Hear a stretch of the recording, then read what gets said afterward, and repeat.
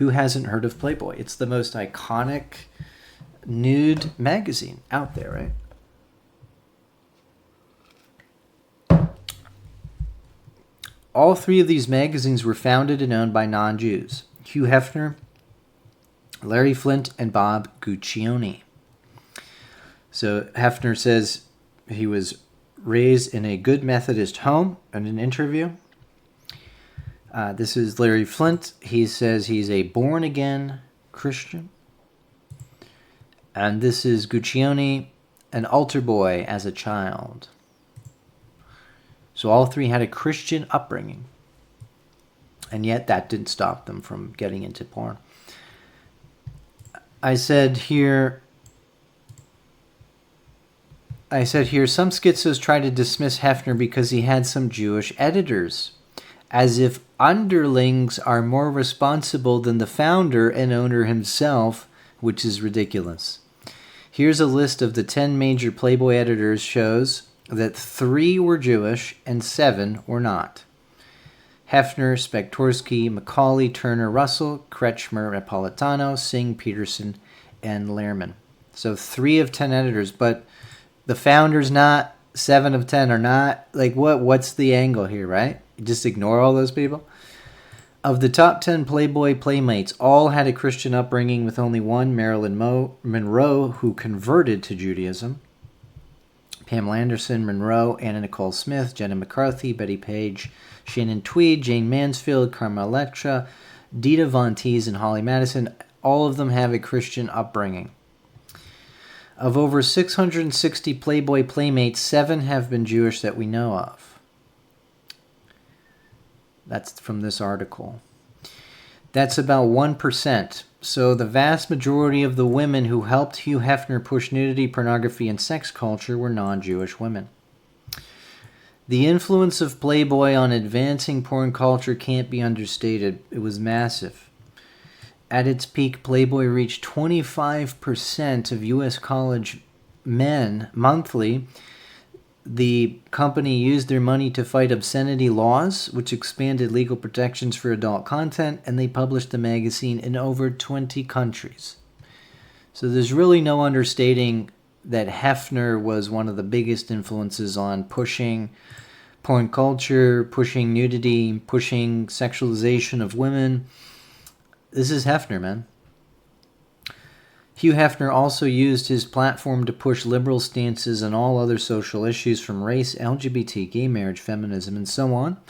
This article talks about that, how he featured he was an advocate for the LGBT community. It says Hefner used Playboy to weigh in on same-sex marriage, transgender rights, and sodomy laws, and he took a liberal stance on all of these political issues.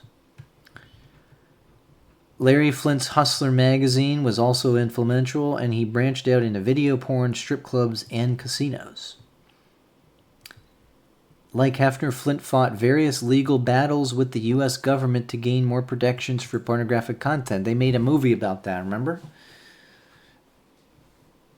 So remember it was like Flint versus the People or something like that? Like he had, the People versus Larry Flint. They made a movie on that. So yeah, he was always pushing for liberalization of obscenity laws. Another American who propelled hardcore video porn was John Stagliano of Italian extraction. He founded Evil Angel Pornographic Film Studio and also was a porn actor. He prolifically pumped out porn for decades and was described as the nation's leading director of hardcore videos. He won about 6 different awards for his porn. Gerard Damiano was a major director of early American porn films, including Deep Throat and The Devil and Miss Jones. He's been described as one of the seminal directors of what is known as the Golden Age of porn from 1969 to 1984, and he was born into an Italian Catholic family. Damiano. So that film, Deep Throat, was one of the kind of seminal initial pornography films that kind of busted the whole taboo around porn and pushed it into the mainstream, right? So he has a long list of pornographic films under his belt, 53 titles here. Deep Throat was a breakthrough porn film Damiano wrote and directed, and it was distributed by Bryanston Distributing Company, which was controlled by the Italian mob. Luis Sparino of the Colombo crime family and Philip Parisi ran the company. So we're going to get into here how the Italian mafia was heavily involved in producing and distributing porn. So they bankrolled this film, Deep Throat. It was bankrolled by the Italian mob, and they distributed it. Another Italian mob figure involved in the mass distribution of pornography was Robert DiBernardo. Working with the Gambinos and other Italian crime families, he was reputed to control much of the commercial pornography in the U.S. He was an associate of the Jewish porn kingpin Reuben Sturman. So this is interesting how they never mention this guy, right? They'll mention Sturman, but they'll ignore this guy. But this guy was just as involved up to his eyeballs in the distribution of pornography. It says he controlled much of commercial pornography at its heyday. He's Italian. He was a part of the Gambino crime family. It says DiBernardo directly commissioned the production of much of the so-called golden age of porn-era hardcore films made in New York, and he worked alongside other porn entrepreneurs associated with organized crime. While aligned with the Cavalcante family, DiBernardo bought softcore porn production company Star Distributors in the late 60s and used it to sell hardcore pornography of all types and media to adult industry businesses around Times Square. He worked alongside Italian mobster Ettore Zappi, who became involved in the Gambino family's pornography operations, financing pornographic films, peep shows, and strip clubs. Zappi later sent an associate to LA to start up the porn hustle. Italian-American mob boss Sam DeCavalcante was reported to have controlled 90% of porn shops in New York City in the 1960s. 90%. So this is kind of the theme here, is that the early porn industry in America, and this is just America, we'll get to some other countries later, but it seemed like it was a very niche market. It was basically a criminal, almost a quasi-criminal enterprise, just like prostitution, gambling was. And it seems like in New York City is where it picked up, and it's Jewish and Italians. Jewish and Italians, because they were the dominant ethnic groups.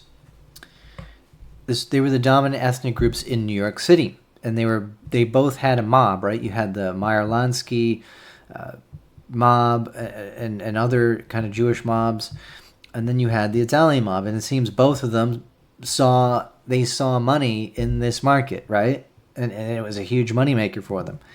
And so both the Italian mob and the Jewish mob were involved in cultivating the industry.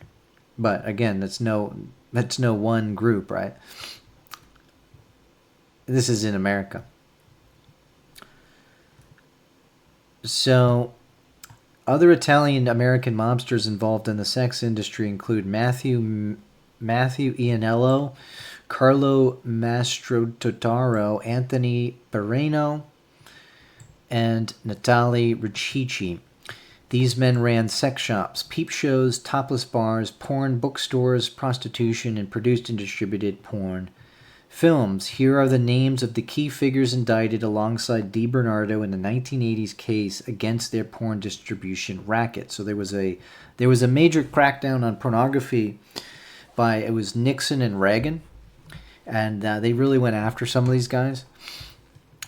So these were the people indicted: DiBernardo, Theodore Rothstein, Andrew DePici, Michael Zaffarano, Joseph Barreno, Luis Barreno, Harry Money, Reuben Sturman, William Mishkin, Lynn Bagnell, and Ronald Bernstein. So that's five Italians, 4 Jews, and 2 others. $5 on Rumble. Hey, Martinez. Love the work you do, been following for a while. Would you please check your DMs when you have a moment? Sent from my personal page at Hurting Murphy. Here's a coffee on me. Stay safe. Well, thank you very much, my friend Frojax. I will indeed check my DMs on Instagram, and I will get back to you as soon as possible. Appreciate that, my friend. So these are the people involved, right? 5 Italians, 4 Jews, and 2 others. So it looks like early American porn was a shady, often criminal operation dominated by ethnic groups predominant in New York City at that time, Jews and Italians. Here's another guy that they never mention. Michael Thevis was a big player in American porn distribution. He was of Greek descent and was involved in the New York and New Jersey crime families, and he was raised in an Orthodox Christian household. That's his IMDb description here. It says he was raised by Greek Orthodox parents.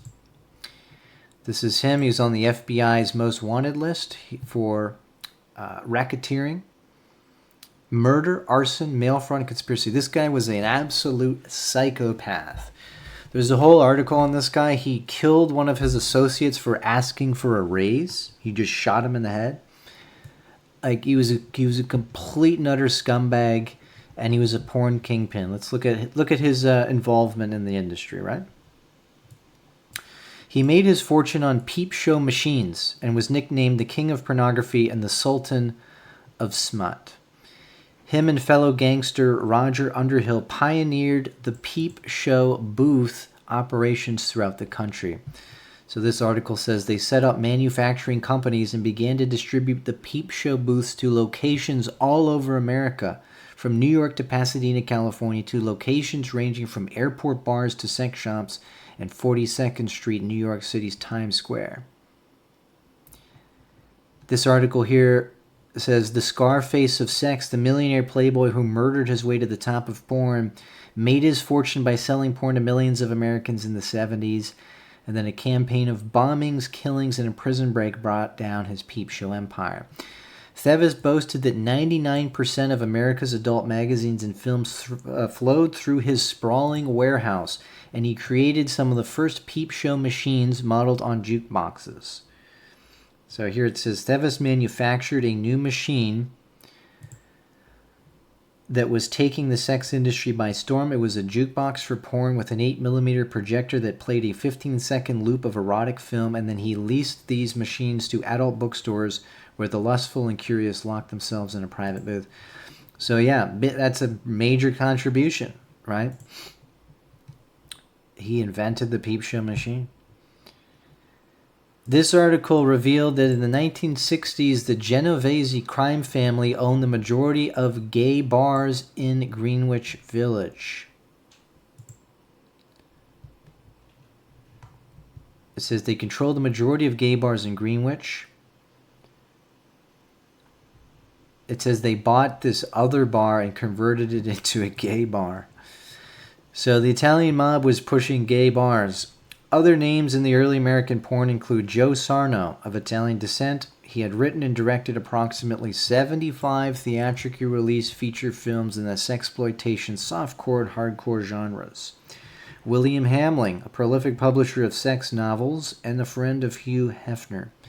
Fred Lincoln, a prolific actor in and producer of pornographic films.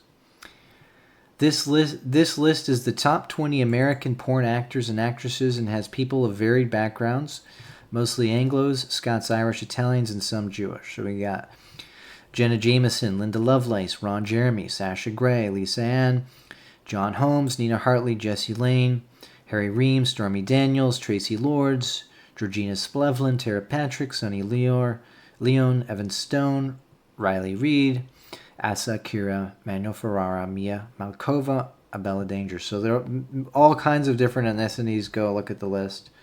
There's maybe like 4 Jews on the list. Okay, so that's the end of that part. Should we keep going? Or do you need a break, man? What's the consensus? Shall we keep going? Because we got a bunch more here, guy. I'm definitely going to show you some more. We're going to show you some more. What are you seeing in the chat room?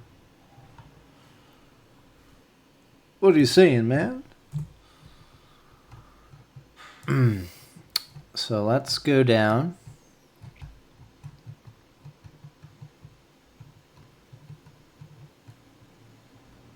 Okay. So this is where we're at. This is where we're at right here.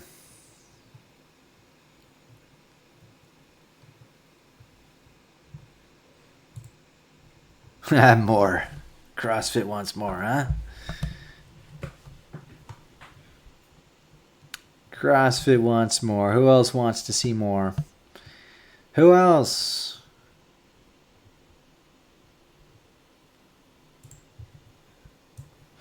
Okay, so let's jump ahead here. So, more contributors to internet pornography. So, Fabian Thielman, this is the guy that owned Manwin, and Manwin bought a bunch of porn sites. He talks about that here. Very happy to be here. Ignore my phone. I just have a cheat sheet on here just in case I lose my train of thought. It's easier this way. Between 2007 and 2013, I built the company Manwin, which today is called MindGeek. It still exists. It's still there. It's still as big as it was when I sold it. Not much changed in it, but yeah. And this company is pretty much the biggest player in porn online and offline today also. So he started the biggest player in online and offline pornography. Now, that meme claims he's Jewish, but there's no evidence that he is. His name is German. There's no biographical data claiming that he is. It's not obvious in any way. So, I mean, the correct assumption is that he's not, right? It says, before Thielman obtained MindGeek, it was owned and run by an Austrian named Bernard Bergmeyer and an Arab Syrian named Faras Antoun. Hungarian businessman Georgi Gatyin founded the sex streaming website Jasmine.com. Pornhub was founded in 2007 by 4 men, none of which appear to have been Jewish. Stefan Manos, Osam Yusuf, Faras Antoun, and Matt Kieser. So 2 Arabs in there.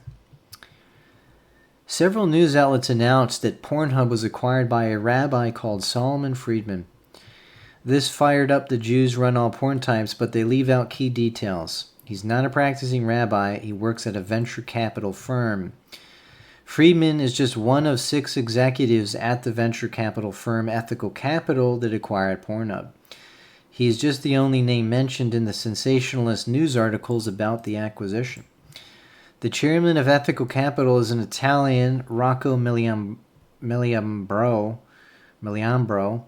and managing partner is an Arab, Fadi Mansour. The rest appear to be non-Jewish as well. We got Sarah Bain, Derek Ogden, and Mike Kozic. The advisory board is mostly Anglo names, possibly one Jew, Shayna Miller. We got Leah West, Val Weber, Courtney Olson, Maggie McDonald, Jessica Greenwood, and Shayna Miller. Sounds mostly Anglos there. So once again, the only way we can conclude that Pornhub is exclusively owned by a Jew is if you ignore literally all the others at the firm who also approved of the purchase of Pornhub. So this is again this weird thing that, and this is stuff that Jews do themselves, and this is why they're kind of the architects of their own demise. Because like these stupid Jewish websites ran these headlines: the rabbi who owns Pornhub. 1, he's not a fucking practicing rabbi. 2, he's not the singular owner of Pornhub, and they just ignored all the others. So this is the case of Jews being stupid, where they're trying to take credit for something that they did not do. They certainly didn't do it as a group, and they're over embellishing this one guy's role in it. He's not the fucking owner of the thing. He's not even the chairman. The chairman is this Italian. The second in command is this Arab. So he's this middle, he's like on the board, I guess. He's a compliance officer. And then these Jews embellish his role, and then the anti-Jews take that as proof of his total control of Pornhub, which is not correct, right? So again, the Jews themselves play into the memes by lying and exaggerating their own so-called role, right? OnlyFans was started by a British guy named Tim Stokely. Tim Stokely founded OnlyFans from a loan that his father gave him, and his brother was the COO. While originally OnlyFans had a ban on explicit sexual content, Stokely lifted that in 2017, and he hired Bill Fox to help bring porn content creators to the website. And that's said in this article right here. He said, by the end of 2017, OnlyFans lifted its ban on porn, and the platform took off. To expand in the U.S., the Stokeleys relied on Bill Fox, a prominent figure in California's porn industry.